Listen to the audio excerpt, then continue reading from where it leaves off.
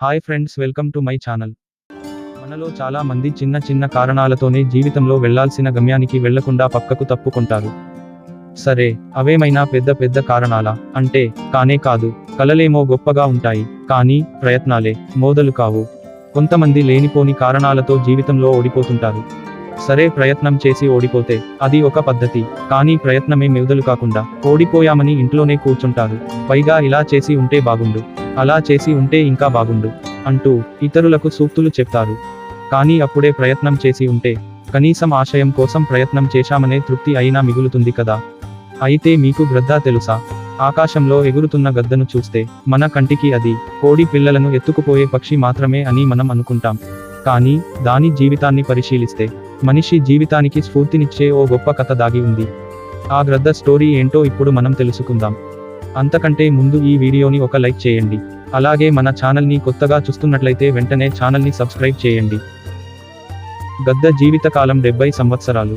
గద్దకి 40 ఏళ్లు వచ్చేసరికి గోళ్లు బాగా పొడవుగా పెరిగి ఆహారాన్ని పట్టుకోవడానికి సహకరించవు. పొడవైన దాని ముక్కు కొన వంగిపోయి ఉంటుంది. ఈ కారణంగా ఆహారం పట్టుకోవడం కష్టమవుతుంది. ఈకలు దట్టంగా పెరిగి దాని రెక్కలు బరువై చురుకుగా ఎగరడానికి సహకరించవు. ఇలాంటి సమయంలో గద్ద ముందున్నది 2 దారులే. ఒకటి ఆహారం లేక చచ్చిపోవడం, రెండోది తనను తాను మార్చుకోవడం. ఇక్కడే గద్ద రెండో దారిని ఎంచుకుంటుంది. ఆ మార్పునకు చాలా రోజులు పడుతుంది. మార్పు కోసం తనకు దగ్గరలో ఉన్న ఒక ఎత్తైన కొండను స్థావరంగా చేసుకుంటుంది. పెరిగిన ముక్కు కొనను కాలిగోళ్ల మధ్యలో పెట్టుకుని బాధ కలిగినా నెమ్మదిగా వలిచి వేస్తుంది. ఆ తర్వాత ముక్కు మళ్లీ కాస్త కొత్తగా వచ్చి పదునుగా పెరిగే వరకు ఎదురు చూస్తుంటుంది. పదునుగా పెరిగిన కొత్త ముక్కుతో అవసరానికి మించి పెరిగిన కాలిగోళ్లను వదిలించుకుంటుంది. ఆ తర్వాత తన ఈకలను తానే పీకేస్తుంది. అలా మళ్లీ కొత్తగా జన్మిస్తుందన్నమాట. బరువుగా ఉన్న తన రెక్కలు తేలికైపోతాయి. ముక్కు మళ్లీ పదునుగా మారుతుంది. గోళ్లు ఏదైనా పట్టుకుంటే వదలకుండా తయారవుతాయి.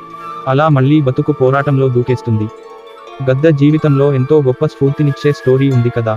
చిన్న చిన్న విషయాలకే కృంగిపోయి జీవితాన్ని నాశనం చేసుకునే బదులుగా పోరాడితే గెలుపు మీ కాళ్లకు దగ్గరకు వస్తుంది. మనం గెలవాలంటే మనలో మార్పు తప్పనిసరిగా రావాలి. అక్కడే ఆగిపోతే మిమ్మల్ని చూసి మీకే బోర్ కొట్టేస్తుంది. ఇక సమాజం మిమ్మల్ని పట్టించుకోవడమే మానేస్తుంది. ఈ వీడియోపై మీరేమనుకుంటున్నారో కామెంట్ చేయండి. Thank you.